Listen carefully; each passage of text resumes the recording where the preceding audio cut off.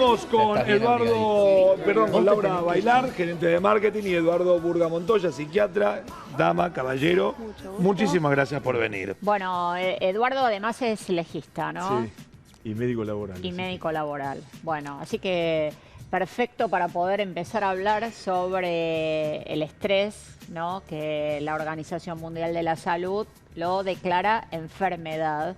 Y queríamos contextualizarlo en la Argentina, porque Nacho hablaba al principio del programa sobre llegar al trabajo, ya lo que implica, y bueno, y después todo lo demás, ¿no? ¿Quién quiere empezar?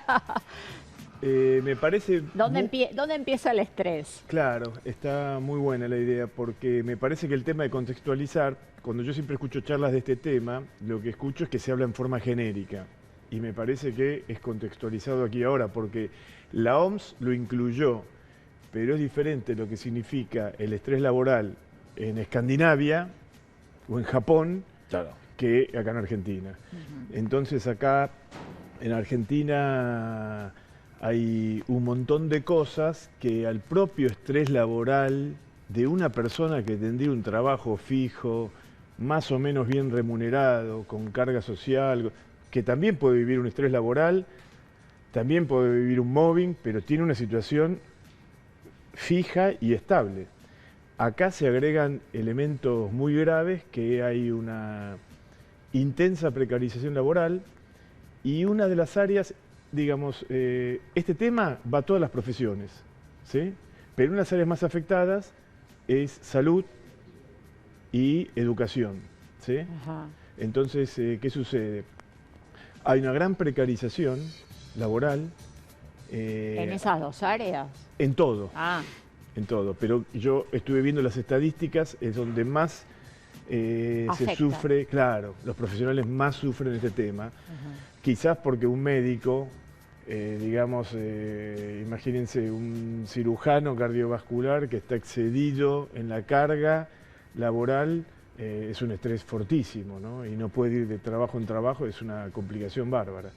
Pero la precarización ha llegado a puntos donde, por ejemplo, el profesional de la salud muchas veces actualmente le pagan, es muy común ahora en muchas universidades y en hospitales que se pague como monotributo, y la gente está años en situaciones de, digamos, de precarización. Sin relación de dependencia. Sin relación de dependencia.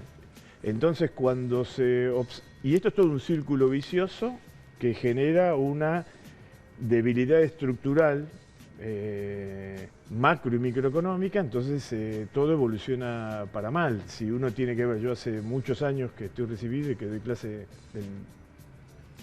en casi todas las facultades, y ya cuando empecé, para poner un caso, porque mi caso es el de muchísima gente, ¿no? Yo hice hospital ad honorem casi 10 años. Un montón. Y todos los años decían iba a haber renta, y nunca había renta. Uno se quedaba porque, claro, el médico tiene una vocación fortísima, Claro. ¿no? Entonces, si se quiere formar y hay una cosa de servicio muy fuerte, y seguía, y ahí ya no hay ni precarización, ahí no había ningún tipo de derecho. Inclusive, en los derechos, no cuenta como derecho que se tendría que hacer, que la persona que trabaja ad honorem tendría que contar como derecho. No cuenta como antigüedad muchas veces, ni tiene carga social, nada, ni como antigüedad cuenta. Es como que... Sí, empezar de cero. Sí, no tiene ningún valor. Entonces todo esto genera el ejemplo aquí y ahora, por ejemplo, uno de los ejemplos es el Hospital Posadas, donde hay una precarización terrible, han sido echados muchísimos médicos, y esto pasa continuamente, digamos. ¿Qué es lo que sucede? Disminuye el nivel médico, disminuye el nivel de atención de la salud, médicos, estoy hablando de médicos porque es mi caso, pero médicos, enfermeras, psicólogos, diferentes especialidades médicas, disminuye el nivel, como ha disminuido muchísimo el nivel universitario. Cuando nosotros éramos chicos, Argentina era un país, la famosa clase media, el nivel universitario... sí, era altísimo. Altísimo. El profesor, yo cuando entré a la facultad, el profesor era uno... Esta es la realidad, uno veía al profesor titular y era como una idolatría. Ahora estábamos hablando antes de entrar con la licenciada y ahora los alumnos tratan a uno como si fuera medio un secundario, ¿no? Sí. Profe, dicen. Eso justo, antes preguntabas por dónde, cómo comienza el estrés. Sí. Y si me preguntás a mí, en parte, para mí mucho empieza a través del celular. Porque uno se despierta y ya estás contestando mensajes, estás viendo los mails, estás viendo, bueno, ¿a dónde llevo a los chicos? ¿A qué me toca? Lo pasa a buscar una compañía de trabajo, la pasa a buscar una mamá, tengo reunión, tengo que venir al canal, tengo que ir acá, tengo que ir allá. Y entonces ya te despertás. Antes uno se despertaba, desayunaba, leía el diario. Y hoy estás con una ansiedad constante. No había un estímulo extra, ¿no? Ya todos los que vienen después no tenía el extra de eso todo está- lo que el teléfono te comunica. Exacto, y es muy difícil hacer ese off. Yo hace 11 años que soy docente universitaria y lo veníamos hablando antes de entrar acá. Y lo que pasa es eso, es muy difícil mantener la atención de los chicos porque necesitan estar conectados todo el tiempo y eso también genera ansiedad porque es como que estás en un lugar, pero al mismo tiempo tampoco te querés perder qué es lo que está pasando con tus compañeros que no están en clase o qué es lo que está pasando con tus compañeros de trabajo. Como que querés estar en múltiples lugares Claro, a la vez. pero digo, bueno, eso ocurre. Ya Sí. está. Es como que en algún momento, burdamente, voy a hacer un ejemplo burdo, Sí. cuando apareció el fuego. Y algunos dirían, esto que tienen fuego ahora y ahora no se puede. Antes comía lo que comía y ahora lo querés cocinado. Bueno, el fuego apareció y se tuvieron que ver. Y apareció el acero, y apareció la espada, y apareció la pólvora, y aparecieron las balas, y ahora apareció el celular. Digo, de alguna forma hay que bancársela. Cuando vos decís, antes mirábamos, y creo que correspondemos Sí. a la misma Sí. generación, Sí. el profesor... Sí. Sí. El profesor te miraba torcido y vos decías, era la muerte. Sí. Hoy, mi hijo de 16 le dice, no estoy de acuerdo con vos. ¡Ah! Y a mí me agarra. ¡Ah! Sí. ¿Cómo le vas a decir al profesor, Sí. no estoy de acuerdo con vos? A los ojos te El callás que la no boca. esté de acuerdo, no habría problema. No, no, y lo estoy- está lo bueno estoy- que lo no, comunique Lo estoy suavizando. en el lo buen estoy sentido. suavizando. Pero ahora Bueno, eh, ¿querés la frase? mira torcido el No alumno. estoy... ¿Eh? Mira torcido quizás el alumno, el profesor. ¡Claro! Yo no creo en un lugar de privilegio absoluto y nada por el estilo. Lo que estoy diciendo es que todo esto redundó en una caída total del nivel universitario, del nivel cultural, del nivel del médico. Pero en lo que respecta al trabajo en sí mismo en la Argentina, ¿no? ¿Cuáles son los factores que contribuyen a ese estrés del que hablamos, ¿no? A ese estrés que termina siendo una enfermedad. Y si vos tenés una familia y no estás en relación de dependencia, es un estrés mayúsculo. O sea, si vos estás trabajando como médico y estás muchos años trabajando y no tenés una situación fija de trabajo, siendo médico, o sea, ¿cuál es la concepción del trabajo que se tiene de salud, digamos, Claro. ¿no? Pero yo Sí, creo que no solo de también médicos, ¿no? el No, no, tema estoy del hablando- mobbing Sí. contribuye a Sí. todo lo que es el estrés laboral justamente porque el mobbing es una combinación de mob, de grupo y bullying. Es el bullying aplicado al trabajo y muchas veces se da de una forma distinta que se da tal vez en los colegios. El bullying puede ser horizontal entre compañeros de trabajo o vertical, para arriba o para abajo. Hay veces que hay incluso los subordinados tal vez no cumplen con las directivas de los empleados. Puede ser cuando estás haciendo teletrabajo, estás manejando un grupo que está en Colombia. Y en Colombia tus subordinados no toman necesariamente, hacen las cosas de una manera diferente de como vos les habías explicado que lo hiciesen. Eso indirectamente también es una forma de bullying y genera estrés porque uno no puede manejar y no funcionan las cosas y se siente como desacreditado. O uno tiene jefes o compañeros de trabajo que en ningún momento te dejan hablar. Uno quiere dar sus opiniones y, pero bueno, Sí, te te descalifican. descalifican constantemente. O te Entonces, ignoran, o... eso también genera estrés porque uno se siente menos persona, menos Sí. profesional, marginado. marginado. ¿Qué situación? Porque recién lo estaba viendo y no es una pregunta mía, la estoy robando de la pantalla. ¿Qué situaciones pueden llegar a no gustarnos como trabajadores, pero que no son un acoso laboral? Que un jefe pida un resumen de lo que acaba de ocurrir. que yo pida Sí. no sé, un análisis. Sí. Hicimos tal cosa, por favor, haceme un análisis. Que por favor hace bien tu tarea. ¿Qué tipo de cosas no son un acoso laboral? Y que a veces dicen, "Ah, este tipo me tiene loco, me pidió un informe de lo que acaba de pasar". Claro. Yo- Sí. Yo creo que la diferencia entre acoso no tiene que ver con las tareas, sino de la forma en que se piden. Claro. Si a vos te dicen, necesito un informe ya, y vos le explicás a tu subordinado para qué es el informe, entonces la persona lo toma de otra manera y dice, bueno, está bien, tiene lógica, lo necesito hacer porque la persona tiene que presentárselo a los inversores. Entonces tiene lógica y no me molesta. Mientras que hay veces que un jefe te dice, necesito ya, y vos terminás corriendo y haciendo un montón de cosas y ni siquiera sabes por qué las estás haciendo. O cuando eso es el modus operandi, Claro. ¿no? de la empresa, de tu empleador. Claro, ¿no? yo creo Me que parece sobre todo con los millennials necesitan saber por qué están haciendo las cosas y que todas las acciones que ellos van haciendo tienen un objetivo para su vida y para su trabajo. Antes nosotros éramos más como Sí, caballito, bueno. tipo, me dijo el jefe, lo hago. Hoy por hoy las nuevas generaciones no es lo dice el jefe, lo hago, sino necesito saber por qué tengo que hacer esto que Y el es jefe quiera que lo haga. Es un formato a veces medio difícil ese, Obvio. ¿no? Porque si para cada cosa necesitas una explicación, hay veces que hay Sí. Pero, no urgencias sería, pero no sería lo lógico que vos entiendas para qué lo estás haciendo. En realidad sí, en realidad el eje creo es la buena comunicación. Claro. La buena, en psicoanálisis se llama transferencia, ¿no? La buena Sí. relación. Cuando empieza a haber mala relación o relación tensionada, empieza a haber mucha negatividad y ya hay menos explicaciones, hay más órdenes, ¿sí?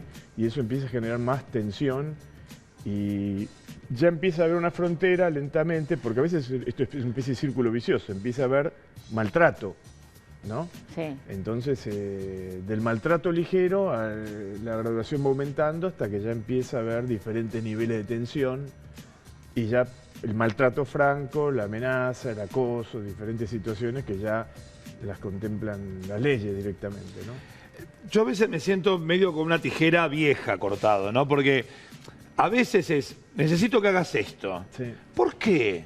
Yo no imagino a Napoleón diciendo, Sí. ataquemos por flanco derecho, y un soldado diciéndole, discúlpeme, emperador. A ver, yo quiero saber, ¿por qué vamos por el flanco derecho?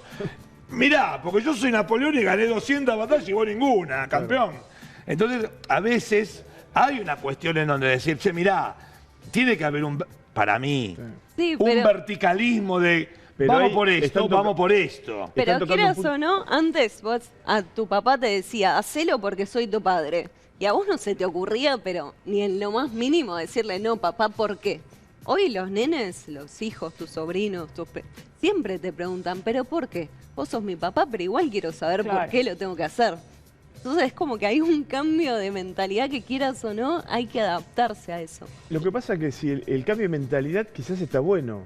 Lo que pasa es que la gente que está subordinada también ejerce a veces un exceso de ese poder de comunicación. Entonces también en las situaciones laborales hay claramente lo más negativo es cuando la asimetría, el exceso de poder viene de la persona que tiene más poder. ¿Y cómo se combate? Pero hay gente que es subordinada y tiene actitudes muy violentas también, ¿no? Yo he estado trabajando a veces con médicos que dicen, esto yo no lo...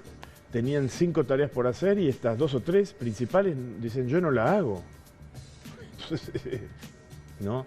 Claro, Pero, por eso hay bueno, una cuestión de Igual habría límites. que analizar Sí, cada obvio, caso, obvio. el por qué no, pero desde el subordinado, por decirlo, no sé si está bien Quiero decir empleado, que puede haber violencias de los dos de lugares. los dos lados, ¿no? pero desde el empleado... Siempre la violencia, el que tiene más poder, es más grave porque tiene esa situación de poder, porque el otro depende de ese trabajo. Claro. Pero Y también... desde el empleado, ¿qué manera tenés para defenderte del acoso, ¿no? O sea, el acoso en cualquier aspecto. Una de las cosas es informarte, trabajar con tus compañeros de trabajo, hacer también como un circuito de ayuda con tus propios compañeros de trabajo que son tus mayores aliados. Si están todos trabajando juntos, si todos están al tanto de lo que está pasando, si te bancás el uno con el otro, es mucho más fácil y también uno puede hablar con el Departamento de Recursos Humanos si esa actitud persiste en el tiempo por parte de una persona específica.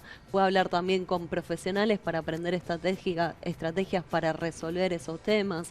Pero la comunicación es uno de los principales y también aliarse con las personas con las que uno trabaja y que sea abierto el diálogo. No sé si se puede cuantificar en número, pero hoy en día es más peligroso el móvil horizontal o el vertical. Es una buena pregunta. Me la pasó ella. Pero creo que tiene que ver con lo que decía el doctor, que el vertical es muy difícil en el sentido de que cuando hay un abuso de poder es mucho más difícil controlarlo porque es más difícil enfrentar a un jefe que enfrentar a un par. Claro. Desde mi punto de vista. Ahora, me parece que el móvil horizontal responde a dos temas principales. Bueno, primero las estructuras psicopatológicas de cada persona que está trabajando. Esa es como la base. Cada uno tiene su estructuración anímica que responde en la vida, en el trabajo, con esa estructuración. Si es medio violento afuera, va a ser medio violento en el trabajo. Y si es muy pacífico afuera, va a ser muy pacífico en el trabajo. Si es muy colaborador, bueno, cada uno ya viene con una matriz, por decir así. Sí. Pero después, todo lo que hablamos al principio, de todas las situaciones que precarizan, dan poco estímulo al trabajo, bajos sueldos, una cultura negativa laboral, todo eso genera una tensión en los pares, que muchas veces, eso se veía muy bien, vos la debés conocer, la película esta, Mi tío de América. Y esa justo no la vi. Bueno, pero porque está siempre música y cine y veo que está bien. Es una película que el que había asesorado, trabaja Gerard Depardieu, es excelente. Sí. Es una película para reflotar ahora, Ajá. porque habla del estrés laboral y era actuada a la vez que el que la, digamos, guionaba era Henry Laborit, que era un psiquiatra famosísimo francés. Entonces se veía como los diversas formas de estrés laboral con los jefes, entre pares, y hay momentos que ponía, me acuerdo de una imagen buenísima, que ponía como ratones grandes en la misma jaula peleándose y cómo se enfermaban, ¿no? O sea, también un concepto importante es que parece que el estrés laboral genera cansancio anímico, genera falta de motivación, genera una sensación de frustración vital enorme, pero si todo distrés, lo que pasa es que a veces no se diferencia entre estrés y distrés, todo estrés el estrés es sano, por decir así, pero cuando empieza el distrés, primero afecta psíquicamente y digamos, la mente, el cerebro, es como un amortiguador. Cuando sigue el distrés, impacta en el cuerpo. Claro. Entonces, hay mucha gente que se enferma seriamente, ¿no? Yo tenía un amigo que se enfermó bastante seriamente porque tenía un cargo altísimo y en un momento llegó otra cúpula y lo corrieron a un lugar que de ser un tipo súper capaz ordenaba papeles y había subido 40 kilos. Claro. Bienvenidos al Himalaya. Claro. Bienvenidos al Himalaya. Claro. Pero esos Lo mandaron al congelador. Esos son ejemplos típicos del móvil, lo que es el aislamiento, darle tareas a los empleados que están muy por debajo de sus capacidades o las tareas que suelen hacer, que lo que termina haciendo es erosionando anímicamente a la persona y se empieza a sentir más chiquita, más estresado, y el peor de los casos, eso se transforma en ira y puede ir ahí en el entorno laboral o fuera del entorno laboral. Diferenciar también actividad privada y actividad estatal, ¿no? En la actividad estatal, una cosa que yo visualicé claramente es que la gente, digamos, las cúpulas cambian completamente a nivel político todo el tiempo. Sí, todo el tiempo. Eso les aseguro Desgasta. que es alienante, Sí, es alienante. porque mueven a los empleados y a los cargos jerárquicos como muñecos, como fichas de... Sí, no, y en ¿Sí? el mejor de los casos que te sigas quedando, tenés que cambiar el chip todo el tiempo. Y el que se queda, El cuando que se- cambiaron, porque está en planta fija, los que están en planta movible los sacan como si fuera, como si no existieran. Eso es terrible. Sí. Y los que quedan, este es un tema muy importante que yo vi, los que quedan, imagínense, ahora con la grieta, ¿no? Un jefe del PRO y una persona del partido opositor, o al revés, Sí, sí, dentro sí. de un tiempo capaz que es al revés. Y si es planta fija, eso genera un estrés terrible, digamos que he visto muchos casos que termina produciendo mucho daño. Sí, muchísimo. Sí. Muchísimas gracias. Bueno, muchas gracias. Muchas gracias. Bueno, yo me voy con Thais, Dale, porque muy elegante.